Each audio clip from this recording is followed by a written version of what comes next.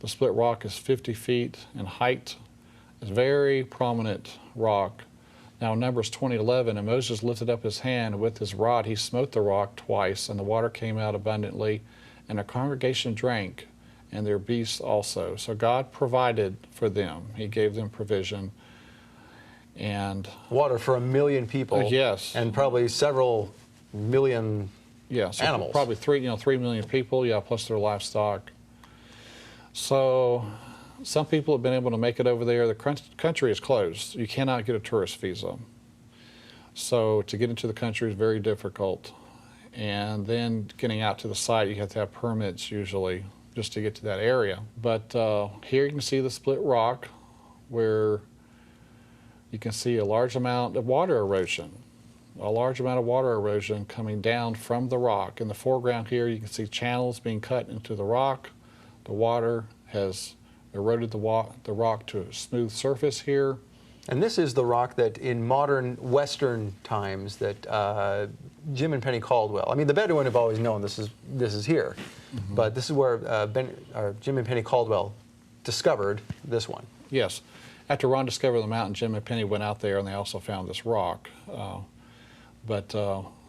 So very, very large rock. The split in the rock is so large you can actually walk through it. And a large amount of water erosion inside the rock itself.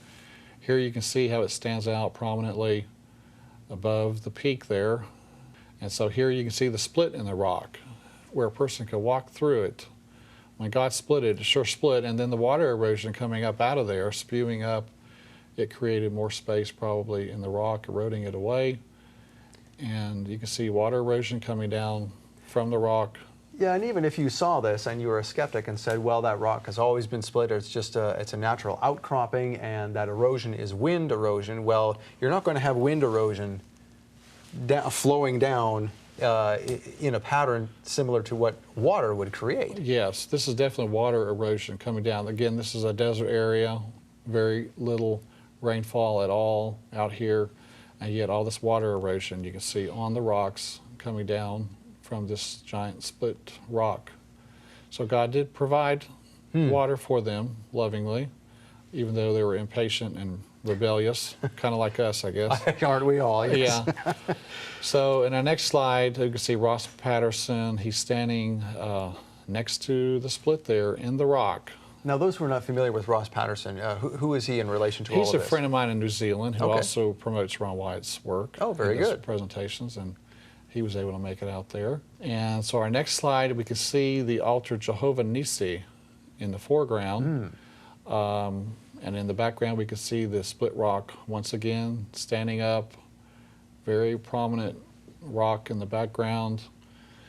And so this is an altar of some kind this mentioned here. In the Bible, yes, this altar. So again, this is matching the biblical account once again. And there's also some circular rock formations. I don't know if they held the bottoms of the tents down or something, but you see some round rock formations where the children of Israel were encamped in this area. That's similar to what we find in North America with the Cherokee Indians and such across the country, that in certain areas where they would camp, there's these circles where their tents were. Okay, yeah. At different times of the year, yeah. Sure, yeah. So over on the other side of the mountain is the front of Mount Sinai, and you can see in the distance the blackened peak of the mountain. Once again, the Bible says that the mountain was a smoke. It was on fire. And so the mountaintop here is blackened. When you walk up to the top of the mountain, several people have, you turn the stone over, the top of it's black, the bottom of it is brown. Really? So there's evidence that it was burned on top, and the natural color is on the bottom, and it's brown. Now that answers a question I was going to ask, and you've already answered it, because I have heard a secondary theory that this is just a different type of rock. It's a black rock that happens to have this line right at a certain point near the peak. Yeah, but that's not the case. Yeah, this is a burned mountaintop because underneath it, it is brown material. So it's actually a day hike to make it to the top of the mountain and to make it back down.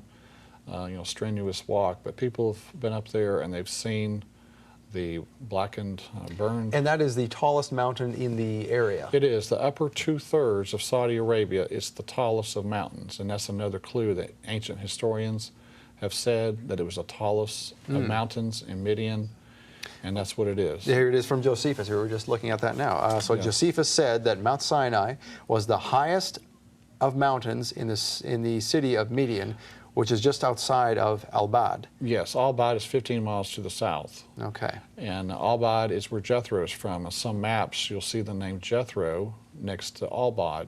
And the caves of Moses are there also at Al-Bad.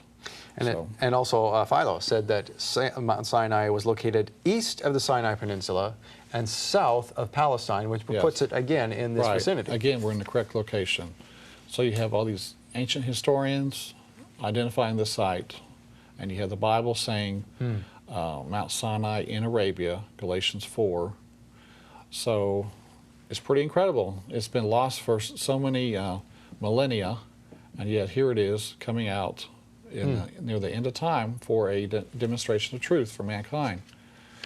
So Exodus 19, and Mount Sinai was altogether on a smoke, because the Lord descended upon it in fire, and the smoke thereof ascended as the smoke of a furnace, and the whole mount quaked greatly. My friend Aaron Sin was out there around 2003 with Tim Mahoney, and again you can see the blackened peak in the background, and at the base of the mountain, we'll see a little bit later, is the remains of an altar. Once again, fitting the biblical account. You can see a guardhouse on the right edge of this photo. They put a fence around the front of the mountain, and a guardhouse and a sign telling people to stay away. This is an archaeological area. So the Saudi authorities are recognizing this as an archaeological site.